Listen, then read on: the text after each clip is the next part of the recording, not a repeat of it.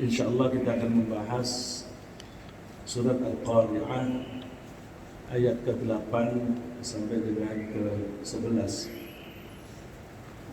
Pada pertemuan yang lalu kita sudah bahas bahwa Allah memperingatkan kepada kita bahwa hari kiamat pasti akan terjadi, ditandai dengan adanya hentakan yang kuat, suara yang menggelegar, yang mematikan seluruh umat manusia di alam dunia ini. Al-Qari'atu mal-Qari'ah wa ma adraka mal-Qari'ah. Kemudian Allah memperingatkan kita tentang kejadian setelah itu yang berkaitan dengan kita, yaitu bahwa kita akan diminta pertanggungjawaban. Kita disidang dengan Allah mendatangkan saksi-saksi. Bukan berarti Allah tidak melihat sendiri. Allah melihat, mendengar, dan mengerti apapun yang kita lakukan. Tapi manusia memang suka ngeles, meskipun besok sudah di akhirat. Suka ngeles bahwa mereka itu basirah, melihat atau menyadari apa yang mereka telah lakukan. Tapi walau alqa ma'adzirah, mereka menyampaikan ma'adzirah. Ma'adzirah itu alasan-alasan. Itu yang saya sebut ngeles. Dan juga nanti akan ditimbang amal-amal kita. Bila amal kita baik dan banyak, maka amal itu akan memberatkan timbangan. Kalau bobotnya berat, maka kita akan diberi kesempatan untuk mengalami kehidupan yang menyenangkan. Fa'amma man thaqulat mawazinuhu fahuwa fi 'ishatir radiyah. Sebaliknya, orang yang tidak punya amal baik, apalagi yang tidak beriman kepada Allah dan kepada hari akhir, maka timbangan mereka menjadi ringan. Wa amma man khaffat mawazin, adapun orang yang timbangannya ringan, fa ummuhu hawiyah, maka tempat kembalinya adalah neraka hawiyah. Setelah Allah menyebut nama neraka hawiyah, Allah minta perhatian kepada kita supaya kita hati-hati. Allah minta perhatian dengan bertanya, wa ma adraka ma hiya, apa itu neraka hawiyah? Narun hamiyah, yaitu api yang sangat panas. Wa amma man khaffat, adapun orang yang ringan. Khaffa ringan, khafifah itu ringan, tidak sama dengan khafiyah. Kalau khafiyah samar. Mawazinuh jamak dari mizan. Mizan dijamakkan dengan jamak taksir atau jamak muntahal jumuh, maka menjadi mawazin. Fa ummuhu hawiyah. Ummun, kita biasanya mengartikan ummun itu ibu. Ummun mempunyai akar kata yang sama dengan imam, yaitu hamzah, mim, dan mim. Apa itu ummun? Ummun itu artinya tempat kembali. Anak-anak pergi kemanapun akan kembali ke ibunya. Merantau ke penjuru dunia yang manapun, ada kerinduan ingin ketemu dengan ibunya. Apalagi ketika masih bayi, selalu kembali kepada ibunya, maka ibu disebut Imam dari akar kata yang sama, semua makmum harus kembali melihat, merujuk kepada apa yang dibaca dan yang digerakkan oleh imam. Maka imam harus menjadi rujukan. Makmum mesti melakukan apa yang dilakukan oleh imam. Itu namanya imam, dan kemudian yang dipimpin namanya makmum. Umun itu juga berarti kitab pertanggungjawaban kita. Besok kita akan diberi kitab catatan atau rekaman dari amal perbuatan kita. Nasib masing-masing orang itu mesti merujuk kepada kitab itu. Maka kitab itu juga disebut umun. Jadi umun itu tempat kembali. Kalau orang timbangannya ringan, fa ummuhu hawiyah, tempat kembalinya neraka hawiyah. Mudah-mudahan Allah melindungi kita dari kemungkinan masuk neraka. Wa ma adraka ma hiya. Adraka dari kata adra. Adra itu tambahan dari kata daro. Daro yang jadi artinya melihat atau mengetahui. Melihat dengan mata, mengetahui dengan pikiran. Jadi bisa melihat dengan mata dan bisa melihat dengan pikiran. Di sini tentu yang dimaksud pikiran. Wa ma adraka, apa yang membuat kamu tahu. Ma hiya. Ini aslinya mahiyah tanpa ha, tapi ditambah dengan hal yang tidak ada artinya. Ini hanya untuk memperindah bunyi. Mawazinuh hawiyah, di belakangnya ada hamiyah. Maka mahiyah, kalau mahiyah wakaf maka menjadi mahi. Supaya bunyinya sama maka ditambah dengan hak mati, mahiyah.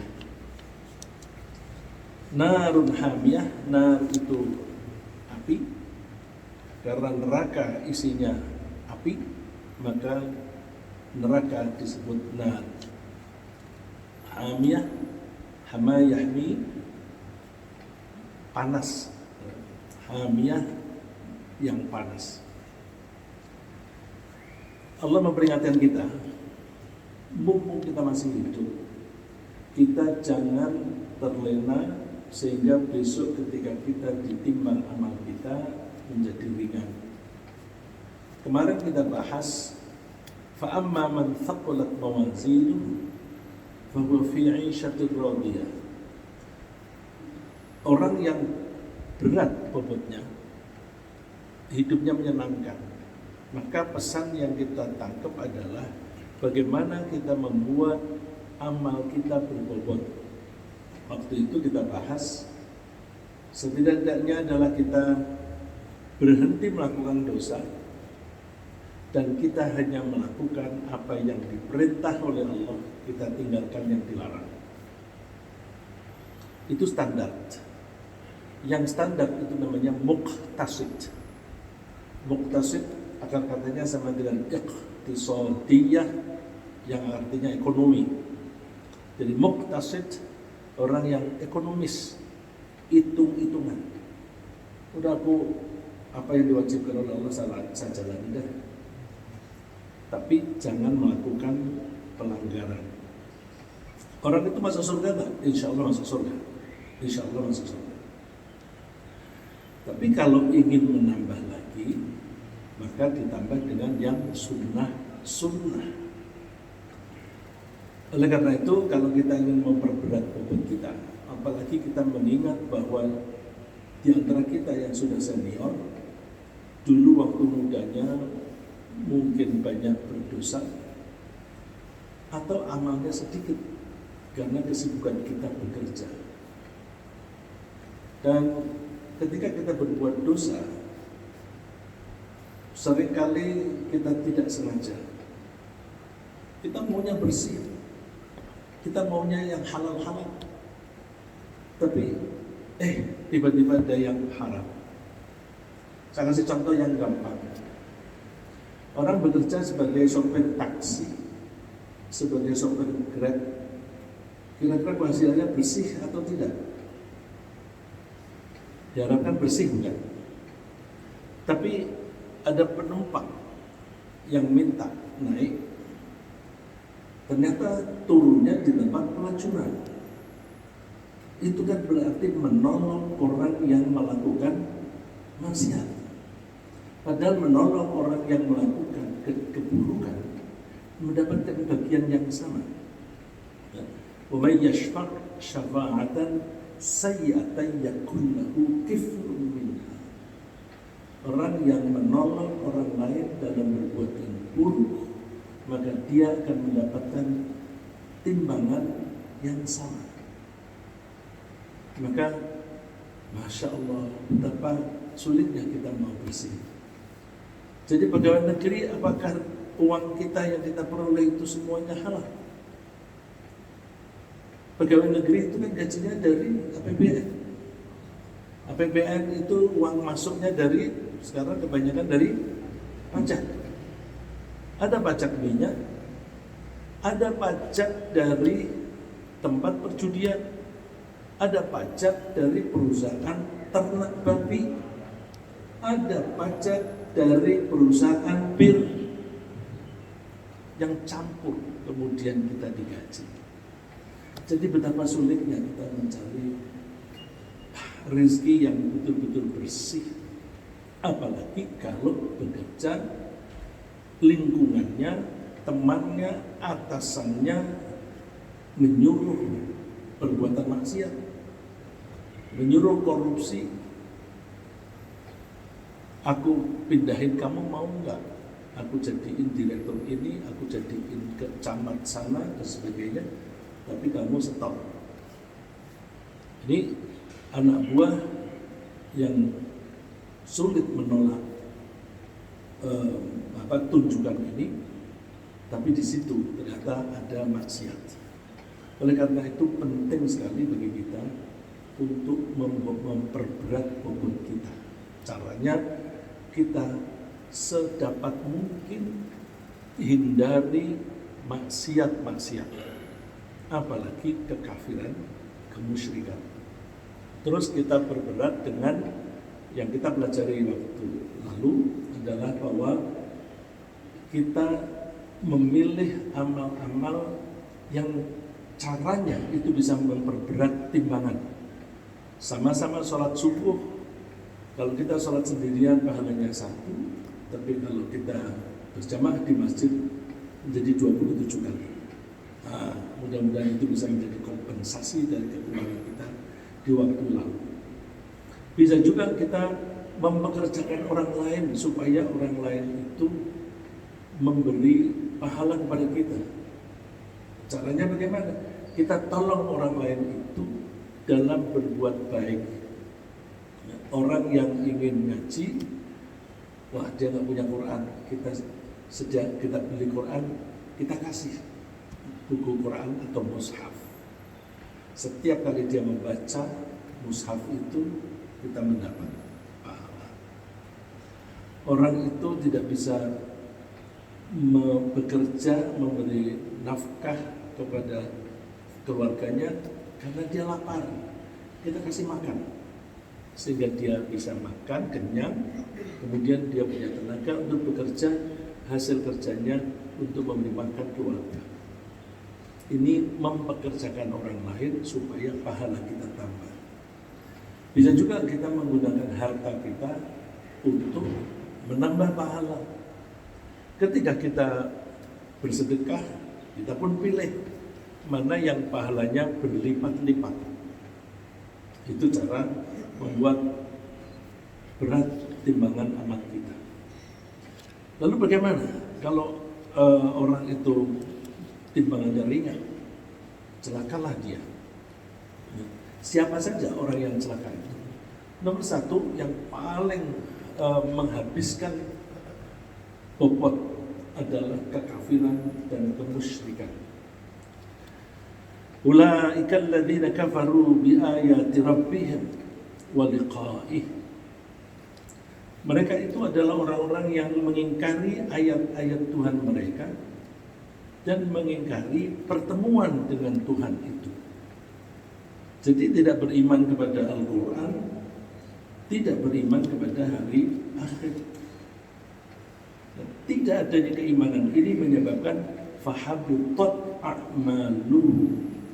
Amal apapun yang mereka lakukan itu hangus. Dia bersedekah, meskipun dihabiskan hartanya untuk bersedekah, tidak ada pahalanya, karena tidak didasari dengan keimanan. Nah, kalau orang itu tidak beriman, maka fala nuqimu lahum yaumal qiyamati wazna. Kami tidak mengadakan suatu penilaian bagi mereka di hari kiamat. Kita tidak memberi bobot. Fala nuqimu lahum, kami tidak menegakkan. Nuqim dari kata qama yaqum, aqama yuqim. Kami tidak menegakkan bagi mereka yaumal qiyamah, di hari kiamat, wazna, timbangan. Hilang. Jadi kita hindari kekafiran. Saya kan orang Islam. Hati-hati. Hati-hati. Banyak orang yang beriman tetapi mencampuri keimanannya dengan kemusyrikan. Seberapa banyak? Banyak. Banyak. Di surat Yusuf Allah mengatakan wala yu'minu aktsaruhum illa wa hum musyrikun. Kebanyakan mereka itu tidak beriman kecuali mereka sambil musyrik. Padahal musyrik itu juga menghanguskan amal perbuatan baik. Jadi hati-hati, meskipun kita merasa menjadi orang yang mukmin, yang muslim, bisa saja kemusyrikan itu menggerogoti kita, tapi kita tidak menyadari. Apa itu? Macam-macam. Musyrik itu bisa musyrik dalam mengabdi kepada Allah, bisa musyrik dalam menggantungkan diri kepada Allah. Menggantungkan diri, saya menerjemahkan dari kalau bahasa Inggrisnya itu rely on, mengandalkan Allah. Ini seperti iyyaka na'budu wa iyyaka nasta'in, hanya kepadamu Allah kami mengabdi. Kita melakukan apapun hanya untuk Allah. Itu ajaran tauhid dalam hal pengabdian. Wa iyyaka nasta'in, hanya kepadamu Allah kami mohon pertolongan. Jadi kita menggantungkan diri hanya kepada Allah. Tapi kemusyrikan bisa merasuk ke pikiran kita tanpa kita sadari. Misalnya, hitung-hitung duit, duitku tinggal 5 juta. Aku satu bulan paling sedikit 3 juta. Berarti aku masih bisa hidup paling lama 2 minggu. Aku masih bisa hidup 2 minggu. Hati-hati dengan kata-kata semacam itu. Aku masih bisa hidup 2 bulan, 2 bulan ya. Aku masih bisa hidup 2 bulan paling lama karena duitku tinggal 5 juta. Kebutuhanku 1 bulan umumnya biasanya 3 juta. Gimana ini? Bagaimana aku hidup di bulan ketiga? Itu berarti dia menganggap yang menghidupi dia duit. Dia merasa bisanya hidup hanya 2 bulan. Padahal banyak orang duitnya triliunan, mati. Banyak juga orang yang tidak pernah punya duit, tapi tetap survive. Nggak pernah pegang, tapi ada saja yang dimakan. Saya pernah ketemu, ya ada saudara di Kudus sana, dia nggak pernah masak. Nggak. Terus gimana makannya? Pagi ada yang nganter, siang ada yang nganter, malam ada yang nganter. Jadi nggak punya penghasilan, nggak apa-apa, wong ada yang nganter. Ya, jadi tidak tergantung pada duit. Kalau orang mengatakan, aduh, aku bisa hidup 2 bulan lagi, itu berarti mengandalkan kehidupan pada harta, bergantung pada harta. Padahal seharusnya kalau kita bertauhid, kita menggantungkan hidup hanya kepada Allah. Hati-hati dengan kemusyrikan. Kemusyrikan itu halus sekali. Ya. Terus amal mereka itu, kalau toh mereka itu berbuat banyak kebaikan, bagaimana seperti seorang Teresia itu banyak menolong sana, menolong sana, menolong sana. Apakah pahalanya bisa banyak? Wa qatimna ila ma amilu min amalin. Mohon maaf, saya tidak, bukan karena Teresianya, tapi orang yang sejenis itu, ya. Orang yang banyak perbuatan baiknya tetapi tidak didasari iman kepada Allah dan iman pada hari akhir. Wa qadimna ila ma amilu, dan kami hadapi segala amal yang mereka kerjakan. Artinya amal-amal yang mereka kerjakan didatangkan. Datang, ini amalmu. Tapi faja'alnahu haba'an manthura, lalu kami jadikan amal itu bagaikan debu yang berterbangan. Ini kata kias. Jadi amal tidak dihadirkan, tapi kemudian hilang, tidak bisa menolong. Oleh karena itu kita mesti harus hati-hati. Kenapa hati-hati? Tadi dikatakan neraka itu narun hamiyah, api yang panas. Seberapa panas api neraka? Rasulullah memberikan gambaran sallallahu alaihi wasallam, narukun juz'un min sab'ina juz'an min nari jahannam. Apimu ini yang di dunia ini hanya merupakan satu bagian dari 70 bagian api neraka. Qila ya Rasulullah in kanat nakafiyah. Para sahabat mengatakan, wahai Rasulullah, kalaupun panasnya sama dengan panas yang kita miliki di dunia ini, udah cukup panas, bagaimana tidak cukup panas? Kalau panasnya kompor, itu panasnya tidak terlalu tinggi. Tapi panas kan bisa sampai ribuan, apa itu namanya? Ribuan kalori. Apa? Celsius. Ribuan derajat Celsius. Bisa. Kalau kita mau melumerkan besi-besi rongsok dan biji besi dikumpulkan jadi satu, dipanasi, itu butuh ribuan derajat Celsius, baru kemudian dicetak. Jadi kalau kita lihat panasnya kompor, panasnya kompor aja udah panas sekali itu. Bagaimana dengan panasnya di pabrik baja? Saya pernah menengok pabrik baja. Di bejana saja itu tidak boleh di ruang terbuka. Kita bisa hanya melihat di balik kaca yang tebal sekali.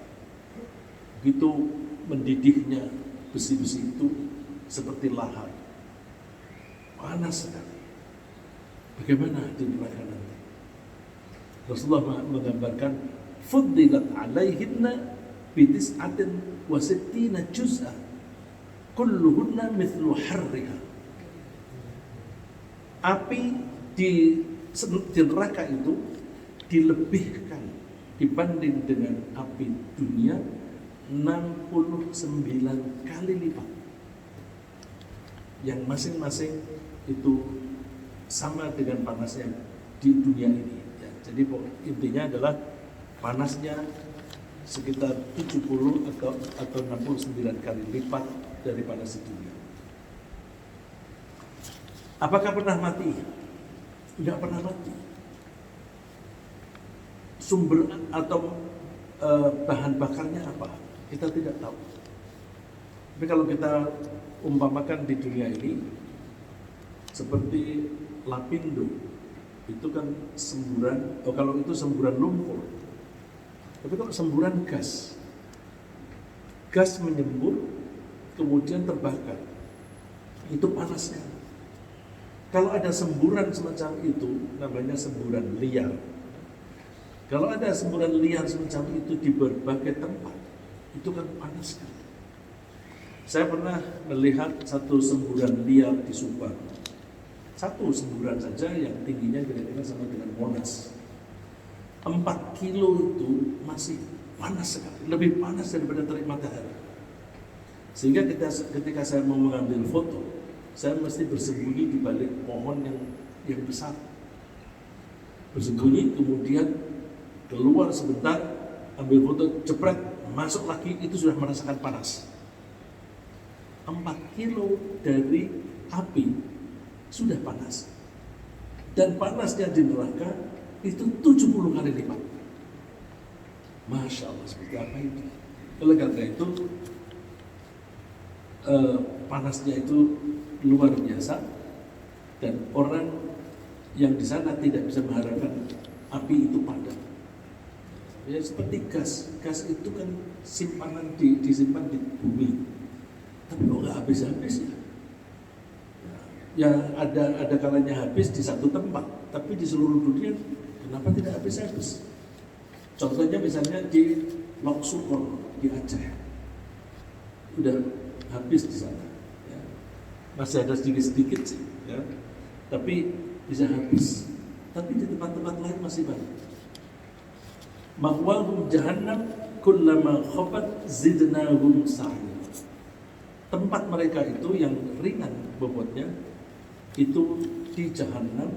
Ketika apinya itu mulai padam atau akan padam, kami tambah nyalanya. Ketika misalnya itu dari gasnya mengecil, maka apinya mengecil. Mungkin penduduk di sana, penghuni neraka mengira, habis ini padam. Terus nyala besar lagi. Masya Allah, ini kan teror. Dan orang masuk ke neraka itu, ada kalanya masuknya berbondong-bondong, rame-rame, ada kalanya satu-satu. Ada kalanya orang itu mendatangi neraka itu, berjalan, menuju ke neraka.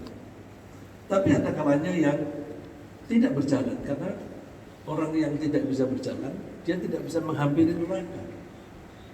Maka bisanya masuk neraka itu dilempar oleh malaikat. Untuk orang yang datangnya itu bergerombol, digambarkan oleh Allah di surat Az-Zumar. Az-Zumar, Zumar itu artinya rombongan atau gerombolan. Wasiqal ladzina kafaru ila jahannam zumara. Orang-orang yang kafir akan digiring ke neraka jahanam secara rombongan atau berbondong-bondong. Hatta idza ja'uha, sampai ketika mereka mendatangi atau sampai di neraka, berarti mereka sendiri yang berjalan. Futihat abwabuha, lalu dibuka pintunya. Qala lahum khazanatuha alam ya'tukum rusulun minkum yatluna 'alaikum ayati rabbikum wa yunzirunakum liqa'a yawmikum hadza. Penjaga neraka itu bertanya, bukankah kamu sudah kedatangan utusan-utusan dari Allah yang membacakan ayat-ayat Tuhanmu dan memberi peringatan tentang adanya neraka ini? Datangnya Rasul itu bisa Rasul secara langsung, seperti Rasul kita adalah Nabi Muhammad SAW. Tapi bisa diwakili oleh orang-orang yang membawa pesan itu. Wakil itu bisa orang tua kita, memberi peringatan, jangan meninggalkan sholat, kamu nanti bisa masuk neraka. Dia sedang mewakili Rasul. ustaz yang memberikan pelajaran, memberikan gambaran pedihnya atau sengsaranya di neraka, itu memberi peringatan. Mereka menjawab, bala walakin haqqat kalimatul adzabi 'alal kafirin. Betul, telah datang kepada kami utusan-utusan yang membacakan ayat-ayat Tuhan, tapi kami mengingkarinya. Jadi betapa beruntung kita mau dengan sukarela mendatangi tempat-tempat yang memberikan peringatan agar kita tidak masuk ke dalam neraka. Tempat-tempat itu adalah tempat-tempat pengajian. Kita datangi kalau diceritakan tentang surga, mudah-mudahan kita termotivasi untuk berbuat baik. Kalau cerita itu tentang neraka, mudah-mudahan kita termotivasi untuk menghindari maksiat. Ada juga yang datang atau masuk ke neraka itu dengan dilempar karena mereka tidak sanggup lagi berjalan. Di padang mahsyar saja mereka merasakan panas, dan jalan menuju ke sana itu bebatuan yang tajam-tajam. Mereka berjalan dengan merangkak. Lalu supaya masuk neraka, para malaikat diperintah oleh Allah, khudhuhu faghulluh thumma al-jahima salluh. Tangkap dia, belenggulah dia, masukkan ke neraka jahim. Thumma fi silsilatin dar'uha 70 dhira'an fasluquh. Kemudian rantailah dia dengan rantai yang panjangnya 70 dhira'. Innahu kana la yu'minu billahil 'azim, karena dia tidak beriman kepada Allah yang Maha Agung, wa la yahuddu ala ta'amil miskin, dan tidak menganjurkan orang-orang untuk memberi makan kepada orang miskin. Jadi dengan begitu orang yang ringan bobotnya, mereka adalah orang-orang yang membuat diri mereka sendiri rugi atau merugikan diri sendiri. Wa man khaffat mawazinuhu fa ulaika alladziina khasiru anfusahum fi jahannam khalidun. Orang yang ringan timbangannya, mereka adalah orang-orang yang merugikan dirinya sendiri. Coba kalimatnya, khasiru anfusahum, merugikan dirinya sendiri. Kalau merugikan diri sendiri, mereka rugi karena ulah mereka sendiri. Bandingkan kalau mereka adalah orang yang merugi. Orang yang merugi itu bisa saja karena perbuatan orang lain yang membuat mereka rugi. Tapi ini mereka sendiri. Karena mereka sendiri yang menjerumuskan diri sendiri, mereka fi jahannam khalidun, kekal mereka di jahannam. Tanfahu wujuhahum an-nar wa hum fiha kalihun. Mereka dibakar api neraka, dan mereka di dalam neraka itu dalam keadaan cacat. Cacat karena terbakar. Karena panasnya api di sana, maka orang-orang itu pun menjadi ikut terbakar. Karena ikut terbakar, maka seolah-olah mereka menjadi bahan bakar. Fa in lam taf'alu wa lan taf'alu fattaqun nar allati waquduha an-nas wal hijarah u'iddat lil kafirin. Kalau kalian tidak mau melakukannya, tidak mau beriman kepada Allah, tidak mau melaksanakan perintah-perintah Allah dan sebagainya, dan kalian memang tidak akan melakukannya, fattaqun nar, maka takutlah kamu kepada api neraka yang bahan bakarnya adalah manusia dan batu-batuan. Ini karena panasnya di sana, panasnya api, sehingga manusia dan batu pun ikut menyala. Dan itu disediakan untuk orang yang kafir. Nah, apakah ada orang yang siksaannya ringan? Neraka itu luas, makin ke tengah makin panas. Yang di pinggir kurang panas. Seberapa panas sih orang yang berada di pinggiran? Yang berada di pinggiran itu seberapa panas? Digambarkan oleh Rasulullah SAW, inna ahwana ahlin nari adaban yawmal qiyamah la rajulun yudau fi akhmasi qadamaihi jamratan yaghli minhuma dimaghuh ma yara anna ahadan ashadda minhu adaban wa innahu la'ahwanuhum 'adzaban. Orang yang paling ringan siksaannya di neraka adalah orang yang di kakinya itu ditaruh 2 bara, dikasih bara di 2 kakinya. Bara saja, bukan api, tapi bara.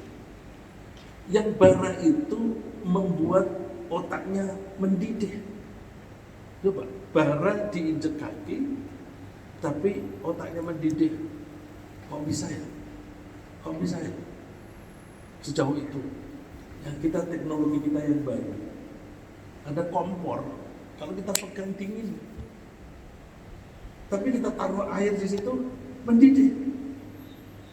Apa itu? Kompor induksi. Kok bisa? Ya bisa saja, membuat teknologi Allah kan lebih maju daripada teknologi kita. Bara di kaki, tapi otaknya mendidih. Ya, ini kita seringkali mana mungkin, itu kan pikiran kita karena kita masih cetek, belum bisa nangkep. Seperti di surga itu katanya orang tidak pernah buang air besar maupun buang air kecil. Udah mana itu? Dibuang kemana? Tapi makan terus. Loh, padahal ketika masih bayi di dalam kandungan ibunya, dia akan makan terus lewat plasenta. Tapi ada enggak bayi itu pipis atau buang air besar? Enggak, Pak ya. Bapak kan dokter opsin. Jadi Allah memberi contoh. Ini bisa ini makan tetapi tidak pipis, nggak buang air. Di surga tidak bisa. Nah, di neraka seperti itu. Siapa orang yang mendapatkan siksaan yang ringan ini? Abu Thalib. Rasulullah SAW ingin pamannya ini yang baik sekali dan sangat melindungi beliau. Rasulullah ingin meninggal dalam keadaan beriman, tetapi diganggu oleh Abu Jahal sehingga dia tidak membaca syahadat. Kemudian Rasulullah tetap sayang. Besok di akhirat Rasulullah ingin memberi syafaat, memberi pertolongan. Yang bisa mendapatkan syafaat dari Rasulullah hanya orang yang minimum mengucapkan la ilaha illallah dengan tulus. Abu Thalib tidak mau mengatakan la ilaha illallah, maka dia tidak bisa dikeluarkan dari neraka. Tapi karena dia baik sekali kepada Rasulullah, diperingat, lalu dia ditaruh di pinggir yang siksaan yang seringan ini. Meskipun ringan, dia merasa ma yara anna ahadan ashadda minhum 'adzaban wa innahu la'ahwanuhum 'adzaban. Orang yang seperti itu merasa bahwa siksaan yang dia alami itu paling berat. Kita di dunia ini mungkin kita sakitnya misalnya migrain. Migrain orang lain tidak melihat dia sengsara. Karena migrain itu dilihat biasa-biasa saja, tapi rasanya kepala muter-muter. Orang yang mengalami migrain merasa siksaan itu yang paling berat. Padahal ada orang lain yang juga merasakan siksaan atau menderita sakit yang jauh lebih berat. Ada. Jadi kita masing-masing itu akan merasa apa yang kita derita itu berat sekali. Itu seperti yang dialami orang yang di neraka yang di pikiran ini. Mudah-mudahan pembahasan ini mendiscourage, ya, mendorong kita untuk menjauhi kekufuran, menjauhi kemusyrikan yang kita tidak sengaja. Kita jauhi makanan-makanan yang haram, dan kita jauhi apapun yang bertentangan dengan aturan Allah. Saya kira demikian, mudah-mudahan bermanfaat. Silakan kalau ada yang bertanya.